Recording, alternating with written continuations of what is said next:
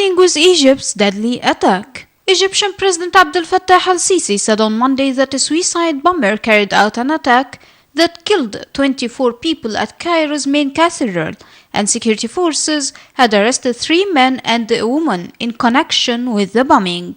Speaking at a state funeral for the victims, President al-Sisi identified the suicide bomber as 22-year-old Shafiq Muhammad Mahmoud Mustafa.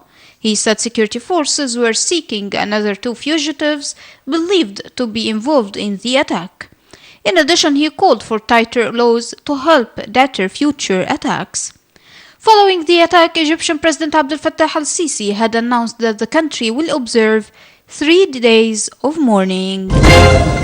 Additionally, Egypt's Copts held a funeral service on Monday for 24 Christians, most of them women and children, killed in a bombing the previous day at a church next to the main cathedral in Cairo.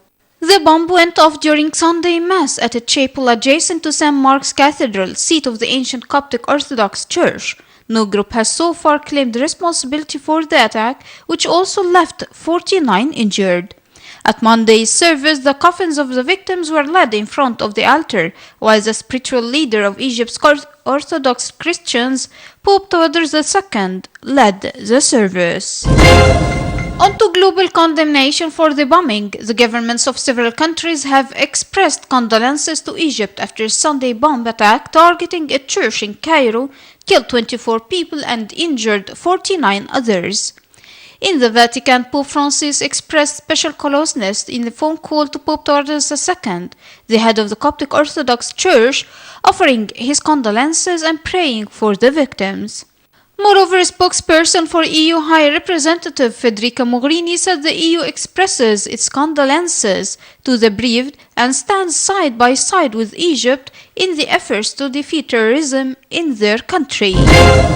Additionally, on to global condemnation for the bombing, Russian President Vladimir Putin announced the brutal attack and expressed his shock and grief, particularly given the high number of women and children among the victims. Moreover, France, Germany and Hungary condemned the gruesome attack, affirming their country's support for Egypt in its war against terrorism. In addition, USA, UK, Belgium, Malta, Netherlands, Armenia, Switzerland and Denmark have also condemned Sunday's terrorist attack. In the Arab region, the governments and ambassadors of Saudi Arabia, the UAE, Kuwait, Bahrain, Jordan, Lebanon and Tunisia have condemned the attack. And moving on to Syria, the Syrian military said on Monday it has gained control of 98% of eastern Aleppo, leaving only a small sliver of territory in the city. The military statement came hours after Syrian forces, aided by its allies, took Sheikh Said, one of the largest neighborhoods in the southern part of the rebel territory, tightening the noose on the enclave. The military also said its multi-pronged ground offensive on Monday captured the Al Fardous neighborhood, one of the most populated districts to the north of Sheikh Said. On to Iraq, 2 suicide car bombings targeting security checkpoints in the city of Fallujah killed at least 2 people. Interior Ministry spokesman said Sunday's attacks killed a civilian and a policeman and wounded 7. In addition, local police and medical officials put the casualty toll at 3 killed and 11 wounded. On the other hand, the Islamic State group claimed responsibility for the attacks. On the other side of the world, Greek authorities have destroyed a time bomb placed overnight outside the labor ministry on a major thoroughfare in central Athens after a warning telephone call was made to a newspaper. Police said on Monday a bomb disposal crew carried out 3 controlled explosions at about 4:30 a.m. on Monday to destroy the device, which was found in a backpack placed in a plastic container at the building's entrance, but no injuries or damage were reported. On another side, a cyclone slammed into India's southeastern coast on Monday, killing at least 2 people and causing authorities to evacuate thousands of people from low-lying areas. Schools and offices were closed and state authorities were on alert in Tamil Nadu and Andhra Pradesh states as Cyclone Verda hit the coast. Moreover, police and disaster management teams evacuated more than 15,000 people from low-lying areas, moving them to safer places as heavy rains and strong winds lashed the region.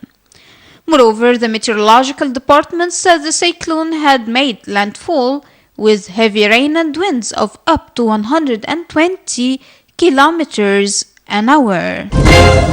And finally, economic news. The stocks fell on Monday while oil prices jumped after several non-OPEC countries agreed to join the cartel in cutting output.